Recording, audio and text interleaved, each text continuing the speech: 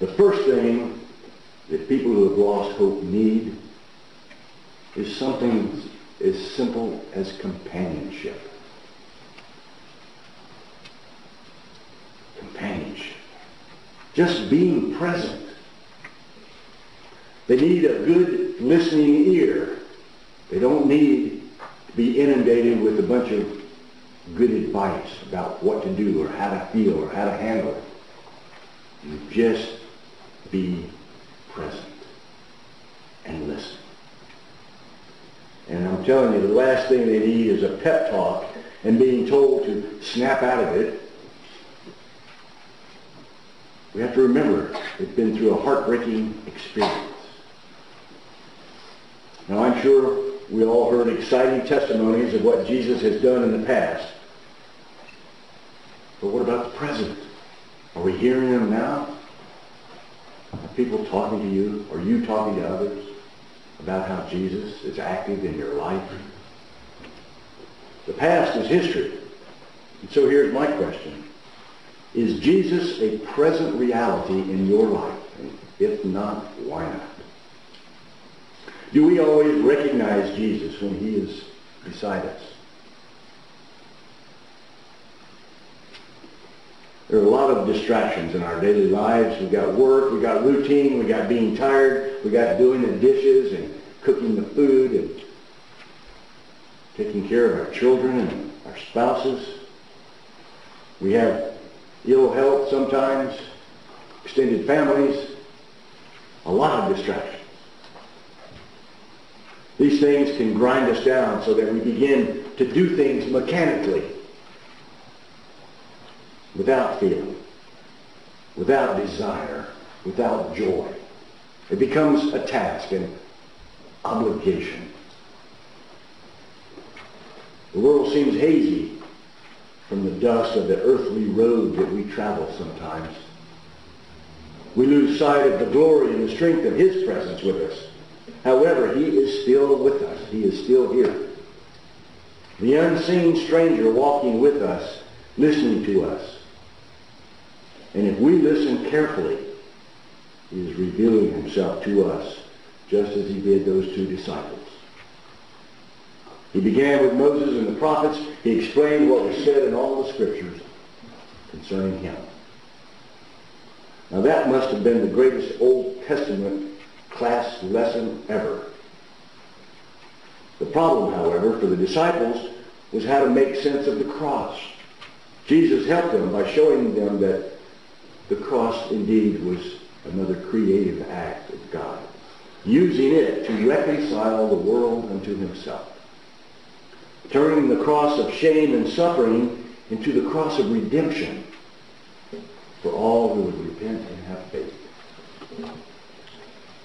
You know, it's amazing, when Jesus intrudes into our lives, it is for the purpose of blessing us in some way.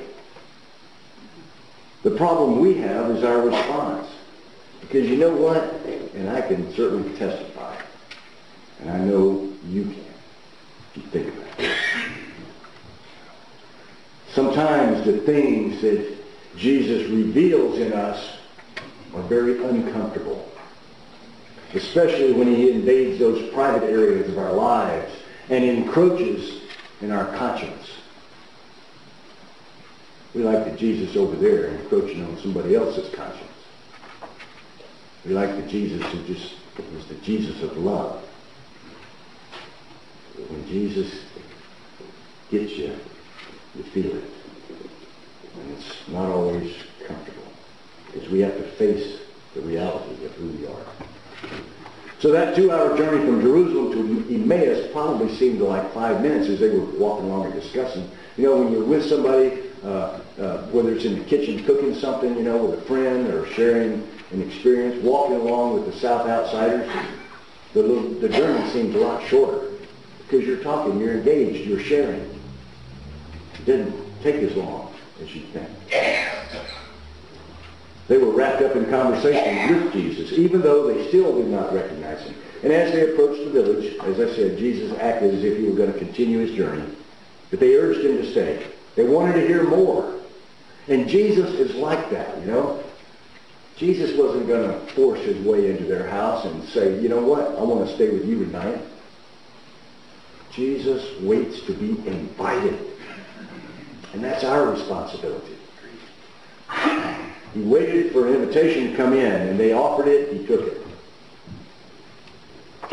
And he's still that way today with us. He wants us to invite him into our life.